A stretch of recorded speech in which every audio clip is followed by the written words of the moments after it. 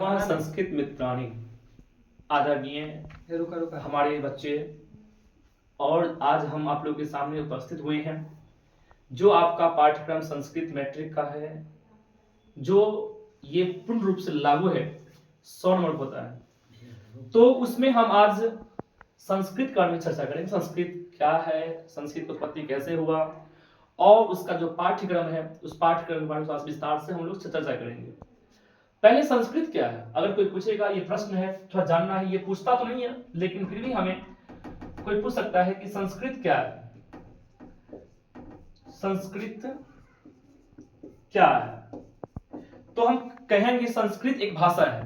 जैसे भाषा है मैथिली, उर्दू, बांग्ला, उस प्रकार की संस्कृत भाषा है जो विश्व की सबसे प्राचीन भाषा है और यह जटिल भाषा यानी संसार की सबसे भारी भाषा में माना जाता है संस्कृत।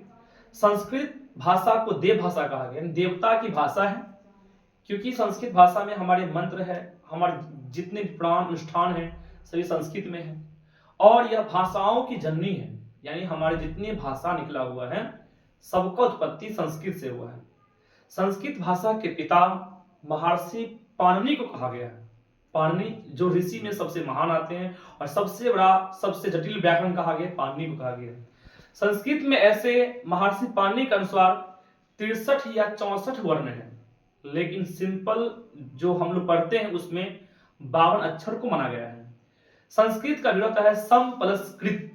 सम मतलब संस्कार, कृत मतलब आचरण। अर्थात हम आइए चलते हैं बोर्ड पे, तो कहेंगे संस्कृत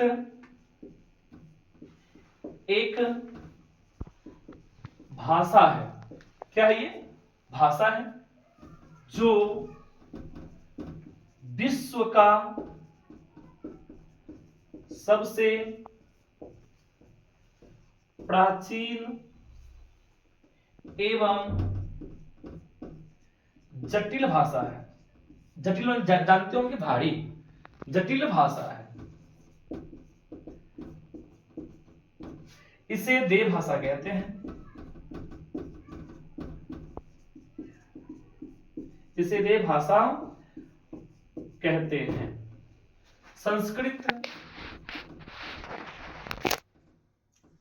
संस्कृत के पिता यानी फादर महर्षि पाणिनि कहा गया है।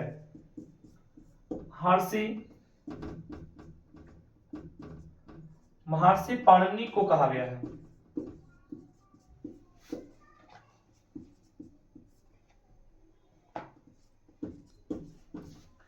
संस्कृत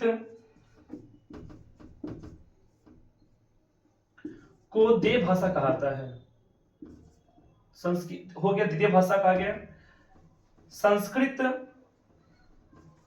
भाषा को भारतीय भाषा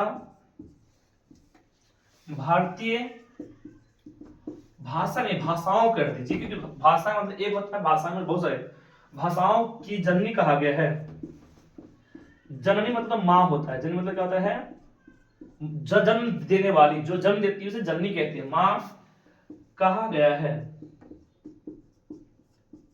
है। संस्कृत के पिता पाणिनि है। संस्कृत का विग्रह, संस्कृत का विग्रह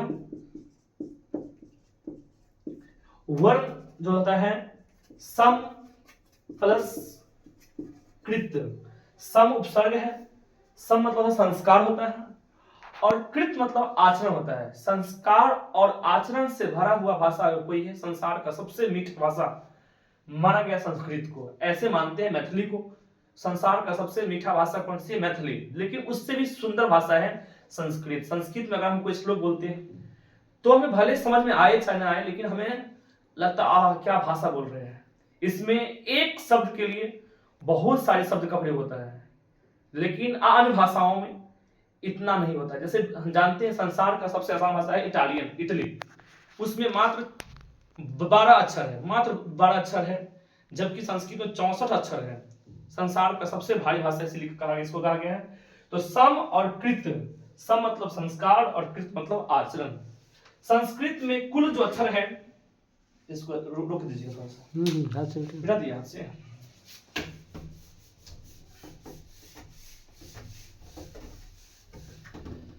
संस्कृत में पाणिनि के अनुसार, पाणिनि के अनुसार पूछेगा, किसके अनुसार? अनुसार 63 या 64 अक्षर है, जबकि सामान्य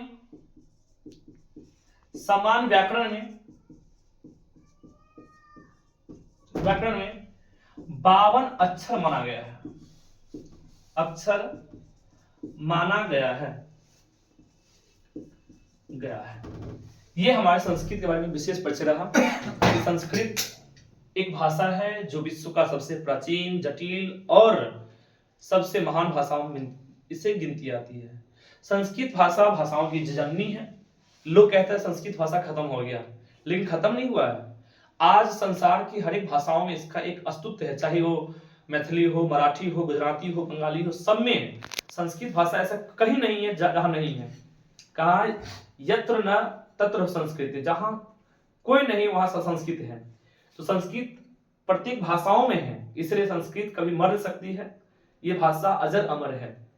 तो आइए इसके बाद जो टॉपिक होगा, अब हम पढ़ेंगे संस्कृत भाषा की उत्पत्ति।